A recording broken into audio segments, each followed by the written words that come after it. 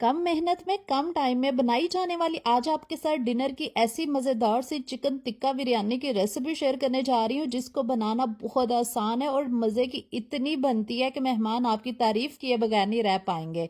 इसके लिए सबसे पहले चिकन को आपने नमक, दही और लहसुन अदरक का पेस्ट लगा के ना 10 मिनट के लिए फर्स्ट मैरिनेशन करके छोड़ देना है।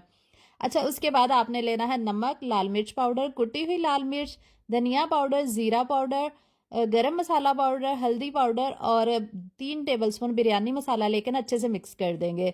अच्छा, ये स्पाइस मिक्स मैंने तैयार किया है, ये हाफ हमने चिकन को लगा देना है और हाफ हम ना रख देंगे, बाद में यूज़ करेंगे। ये चिकन जो है ना तकरीबन 1.5 kg के बराबर होगा, थोड़ा सा कम होगा। फिर फ्राई पैन के अंदर ऑयल डालेंगे और चिकन को ना यहाँ पे फ्राई कर लेंगे। 2 फ्राई पैन के अंदर ना मैंने चिकन को फ्राई होने के लिए रखा था। जब तक इसका गोल्डन सा प्यारा सा कलर नहीं आ जाता तब तक हम इसको फ्राई करेंगे। तकरीबन 70% हम चिकन को गिला लेंगे यहाँ पे। उतनी देर में आपसे रिक्वेस्ट है कि वीडियो अच्छी लग रही है तो लाइक कर दिया करें, कमेंट लाजमी किया करें। और रेसिपीज़ के लिए ये देखिए इस तरह का कलर लाना है आपने।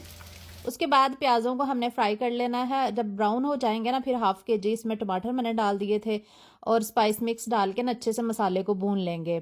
जब मसाला अच्छे से भुन जाएगा ना फिर इसमें मैंने थोड़े से इमली आलू बुखारा भी ऐड किया है, ये ऑप्शनल है। और बुनाई के बाद हम इसमें चिकन ऐड करके ना मज़ीद पका लेंगे इसको 10 से 15 मिनट के लिए ताकि अच्छे से सॉफ्ट हो जाए।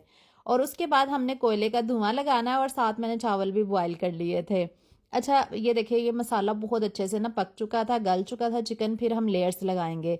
लेयर्स के दौरान आपने धनिया पुदीने के पत्ते, साथ में आपने फूड कलर ऐड करना है और इसके अलावा ब्राउन प्याज भी ऐड करने हैं। इससे बहुत मज़े का फ्लेवर आता है। और ये चिकन टिक्का बिरयानी मैं आपको गारंटी देती हूँ कि इतनी टेस्टी होती है कि मेहमान आपके गुन ही गाने लग जाएंगे। आपसे रेसिपी भी ज़रूर पूछेंगे, इतनी टेस्टी माशाल्लाह से बन के तैयार हुई थी। मेरे मेहमानों को तो बेहद ही पसंद आई थी। आपने भी अब ट्राई करना है और वीडियो को ज़रूर शेयर कर दिया करें ताकि ऐसी मज़ेदार रेसिपीज़ आपको मिलती रहें।